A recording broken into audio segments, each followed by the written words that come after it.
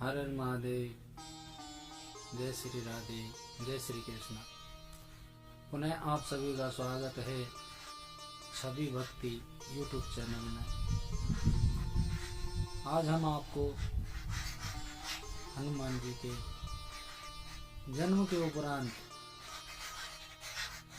क्या उन्होंने लीला की और कैसे सूर्यपुत्री सुवर्चला के साथ में पाणिग्रह संस्कार चतो पंच दिनांतरे अमायां मातरं दृष्ट्वा आहारो प्रदीयताम्। जब हनुमान जी 9 दिन के थे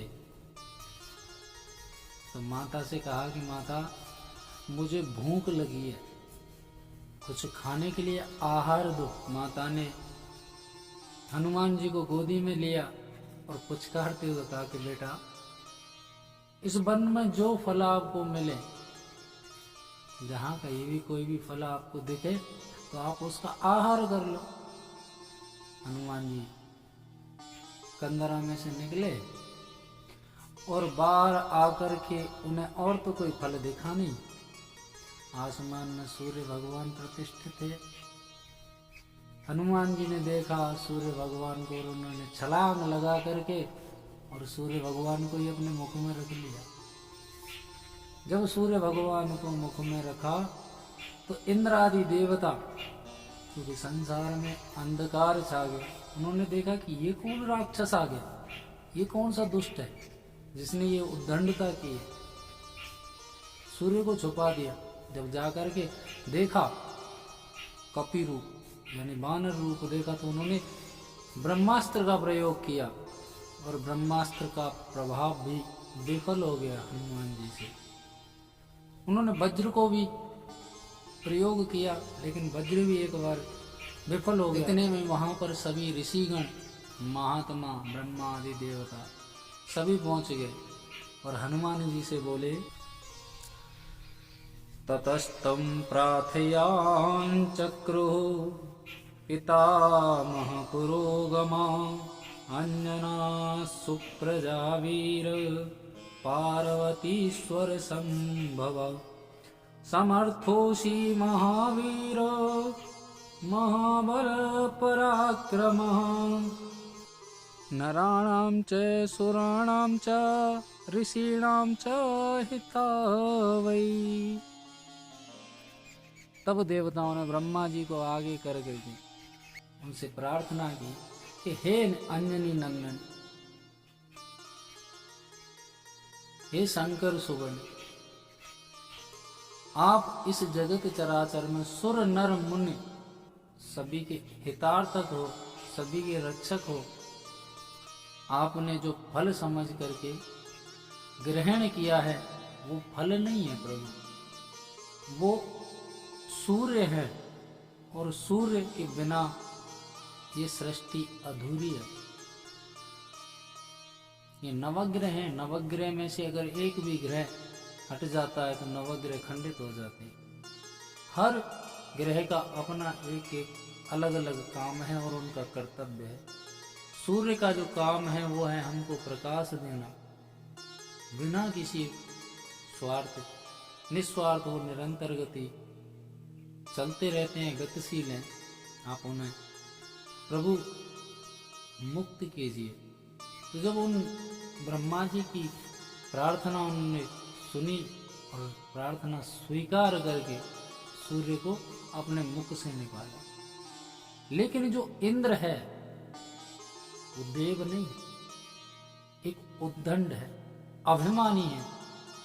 उसने क्या किया कि जैसे ही उनको सूर्य भगवान को उन्होंने निकाला अपने मुख से तो अपने वज्र से प्रहार कर दिया उनकी ठोड़ी पर।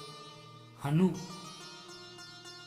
हनु मतलब होता है ठोड़ी, और ठोड़ी पर जैसे ही प्रहार किया तो वो मूर्छित होकर के गिर पड़े।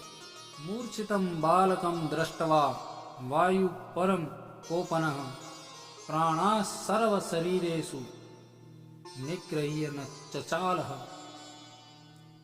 बालक को मूर्छित देख करके पवन देव कुपित हो गए और अपनी वायु को रोक दिया, अपनी जो प्राण वायु उसे रोक दिया।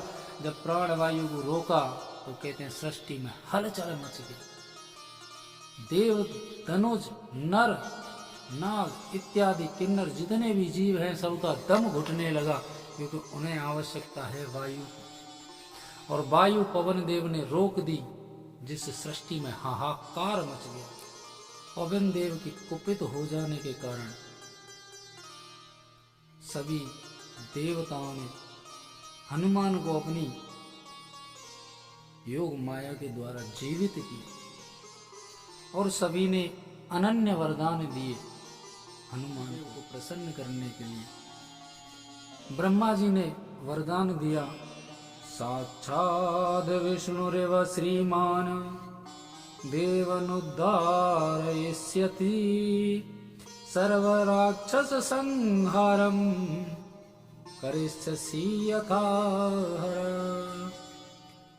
हे हनुमान, विष्णु के समान श्री संपन्न होकर देवताओं का उद्धार करोगे, शिव के समान सभी राक्षसों का संहार करोगे, लंका के राक्षसों का वध करके राम कार्य में परायण तुम संजीवनी पर्वत लाकर लक्ष्मण को जीवित करोगे, सीता का समाचार लाकर राम को संतुष्ट करोगे। तुम बुद्धिमान, महासूर और महान बल पराक्रम वाले हो, सभी शास्त्रों में अजय होकर मैं आपको वरदान देता हूँ कि आप पर ब्रह्मास्त्र का कभी असर नहीं होगा। लेकिन मेरी विनती है ये हनुमान कि जब लंका में तुम जाओ माता सीता का पता लगाने, तो उस समय थोड़ा सा ब्रह्मास्त्र का मान रख लेना, क्योंकि आप पर ब्रह्मास्त्र का उस जगह प्रयोग होगा मेघनाथ के द्वारा। तो आप उस ब्रह्मास्त्र का मान रख लेना थोड़ी देर के लिए। महादेव के प्रभाव से रुद्र के असीम तेज से युक्त होने के कारण देवताओं के तेज से बढ़कर तुम ईश्वरीय तेज हो। पार्वती गर्भ संभूते पार्वती गर्भ नामवान अग्निनाधार्यमाणत्वात् अग्निगर्भो भवान भवेत्। पार्वती के गर्भ में उत्पन्न होने के कारण तुम पार्वती के गर्भ नाम वाले कहलाओगे, और अग्नि के द्वारा इस गर्भ को धारण किया गया तो आप अग्नि गर्भ कहलाओगे। वायु की कृपा से जन्म होने के कारण तुम वायु पुत्र कहलाओगे, और अंजनी के गर्भ से प्रकट होने के कारण आप आंजनेय कहलाओगे। कपिराज केसरी के पत्नी के गर्भ से जन्म लेने के कारण आप केसरी नंदन कहलाओगे।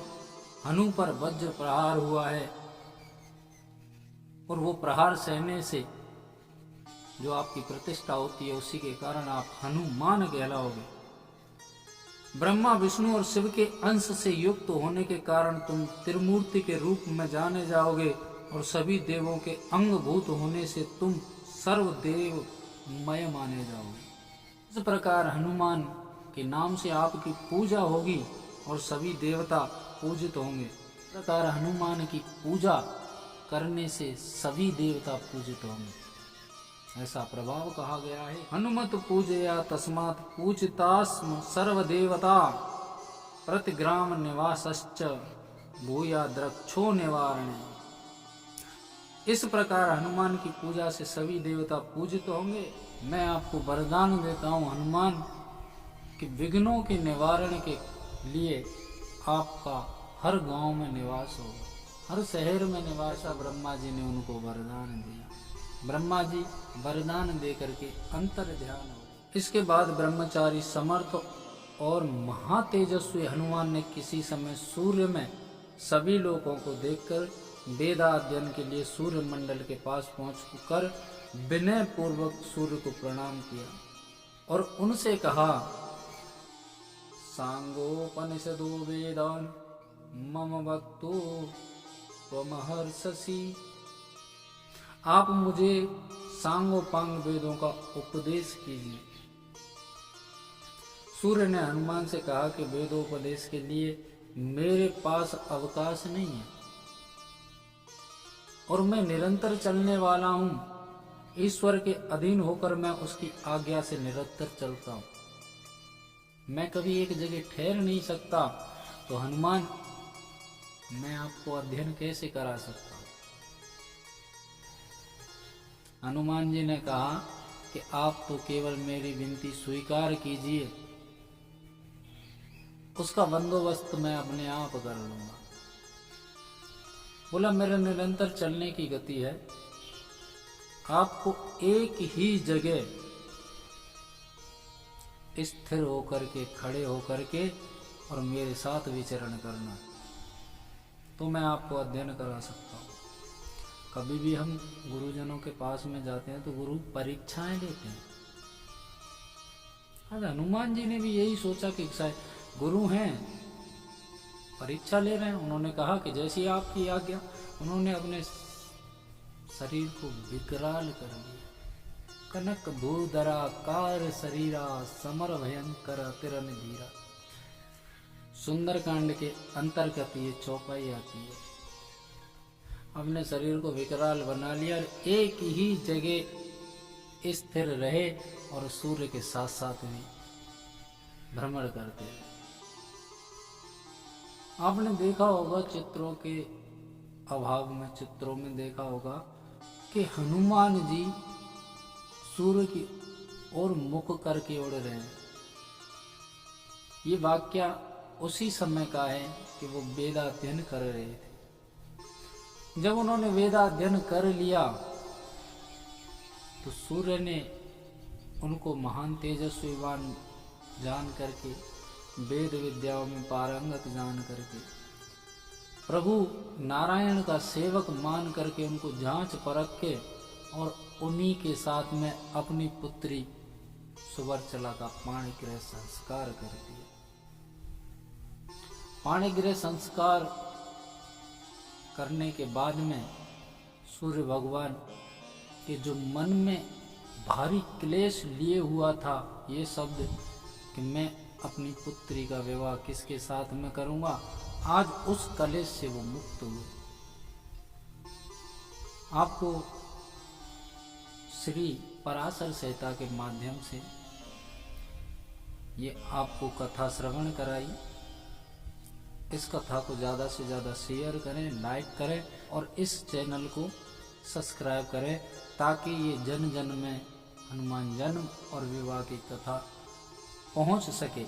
इसी प्रकार हम आपको प्रभु की नई नई कथाएं पहुंचाते रहेंगे, श्रवण कराते रहेंगे और भी श्री पराशर संहिता के अंतर्गत सुंदर सुंदर कथाएं, उनको भी आपको श्रवण कराएंगे। तो जब तक जय श्री राधे, जय श्री कृष्णा, राम राम।